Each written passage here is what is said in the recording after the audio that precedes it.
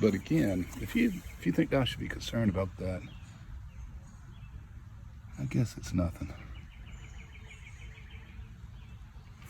But I will say this sand mix, this is 3 parts cow manure with fine pine bark and then 1 part sand. And it worked. I mean, we've been getting a lot of rain. Welcome back, friends. I'm in my, not shed, I'm in my garage. And today I want to share the ending of the potato experiment. There's a blog. You can go back and read it. I probably didn't write anything since April, but you can see how it begins. Essentially, I took Daddy Pete's cow manure with fine pine bark, that's half, and used that 3 parts to 1 with play sand, basically. And the beds are 2 by 3 each, right? So that's about 12 square feet. And you know, it progressed nicely. The red Pontiacs were February 9th, they were put in, 6, and the Yukons were February 14, another 6. And so, since it was in February, I did have to protect it from some cold weather there back in March. It survived, and really, we could have pulled all of it around May 10th or so. So we pulled some of the red Pontiacs, and then we pulled maybe once on the Yukon. And I just got busy. I thought maybe you could use these. Oh, wow.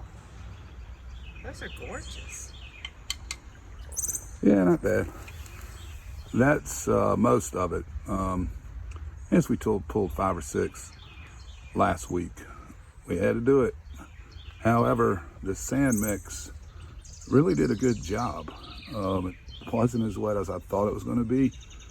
Just for perspective, this is Memorial Day itself. It's been raining since Saturday night.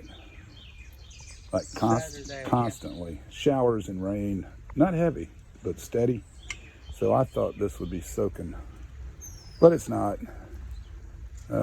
Beth was bringing these out. Because it's wet, I was trying not to break the skin. Didn't have any latex gloves. So I just used those garden gloves. Yukons are thin-skinned anyway. They don't store that long, but if you break the skin, you pretty much have to roll and get it done, especially if it's wet, introduce bacteria, so forth and so on.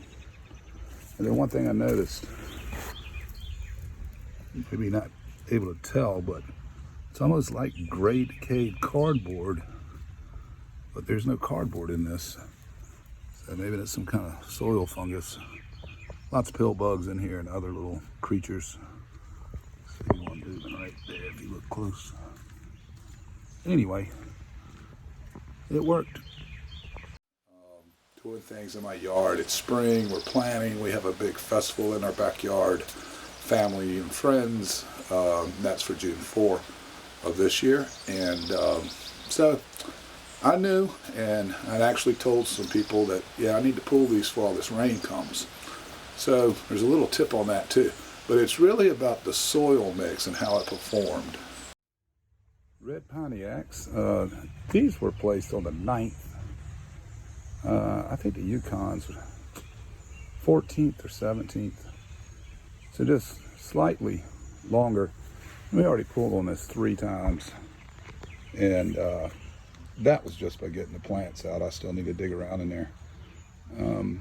But again, if you think I should be concerned about that, I guess it's nothing.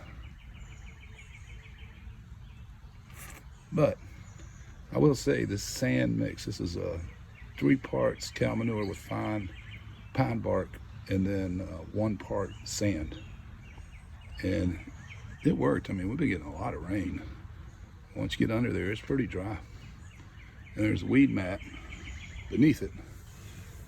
And this is an old drive pad, so there's gravel beneath that.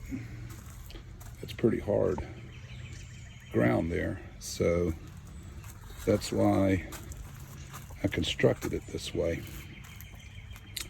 And I can't say that did work. Well, spoke too soon. Cracked. Several of them. Some so cracked can't even use them. And that's from all that rain. Too much, too quick. Even though the soil's dry. It was just too much rain. My mistake. I should have pulled them before the weekend. Boneheaded error. So, like I said, I can say that works. And the initial estimate, I thought maybe 20 pounds. But I weighed a few, and just by estimation, it's probably more like 14 to 16 pounds.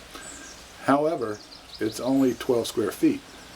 In my world, if I can get a pound, that's good. If I can get over a pound, that's better. If I'm getting 1.5 pounds per square foot, bingo.